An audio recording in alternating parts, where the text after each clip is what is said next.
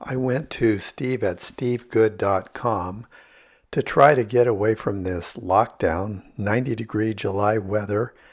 And here's something you can do to use up your time and make something for your family and friends that they'll appreciate in December. Here's a branch from an olive wood tree that I've been saving for about a year now. And I'm just going to take it and slice off some pieces, just like slices of bread. And I'm going to attempt to make these Christmas ornaments using this beautiful piece of wood. The next thing I'm going to do is cut slices off of this olive wood branch, and I'm going to cut them off at about 3/8 of an inch each, just like slices of bread. Notice my clamp placement because you don't want this thing to spin on you, so my hands are way back here. Even if it gets away from me, I'm at a good safe distance. Now you can see the slices that I've taken off of the branch. They have some cracks in them, but I can avoid that by putting my pattern over here. This olive wood is wonderful because it's almost like cutting through a large chunk of soap. You don't notice any grain differences. It tends not to crack or break. It works really well. Now I've spread blue tape over this piece of wood, and I'll show you why in a moment. I'm going to take a file and just go like this, and this is a nifty little trick for cutting off the tape at the edge. There you go. I like this 3M77 adhesive. It really holds well. I'm going to use my little spray box here, put some glue on the back, and then carefully position it right on the blue tape where it'll work out well for me. After I get it down, I'm going to put tiny holes right in the open spaces for cutting. I'm going to use a 5/64 drill bit, and I'm going to come down in just 3 spots where I'm going to need to put my blade.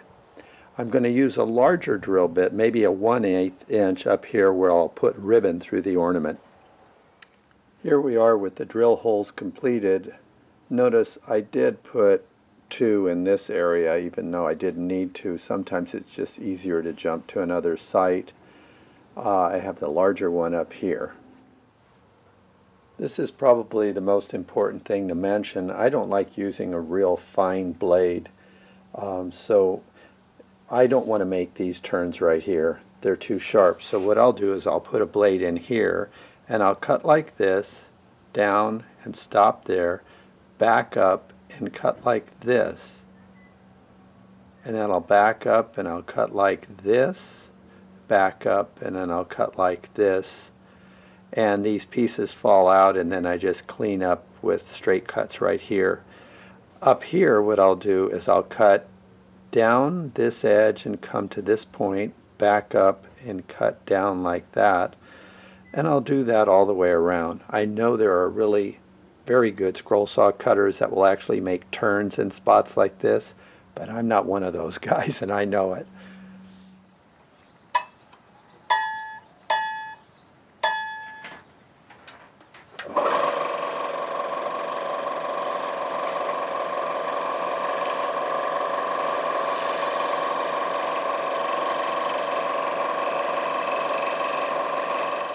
So I have this all cut out. Now I just need to do the perimeter. So now I have this cut out, and since I have masking tape already over this, I'm going to try this little trick where I'm just going to take some of this accelerator and spray it on this side, and then take and put a couple of drops of super glue right here, and then just push it on there. 1, 2, 3, 4, 5. Lift it off, and I have a nice little handle that I can use for sanding it against the sanding belt.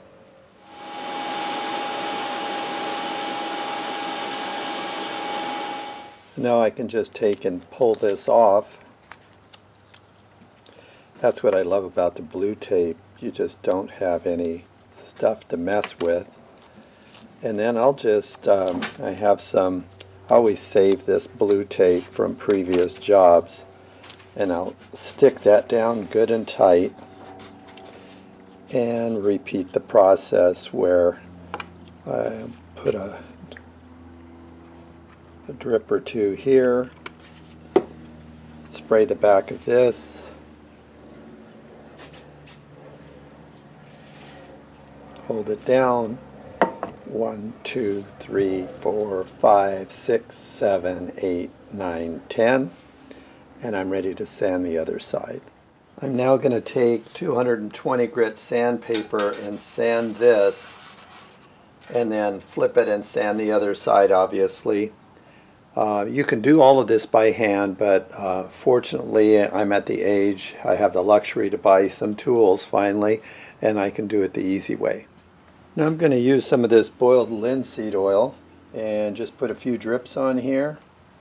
Sometimes I get a little bit sloppy with it, and then I'm going to take a Q-tip and run it around the edges and try to drip as much as I can in the internal parts, coating everything.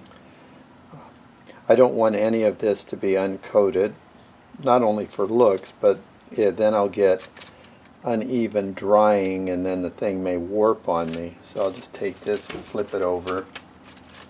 And I usually leave this for about 15 minutes and then I come and rub it off. Wow, I'm really happy with the way these turned out. Thanks for watching.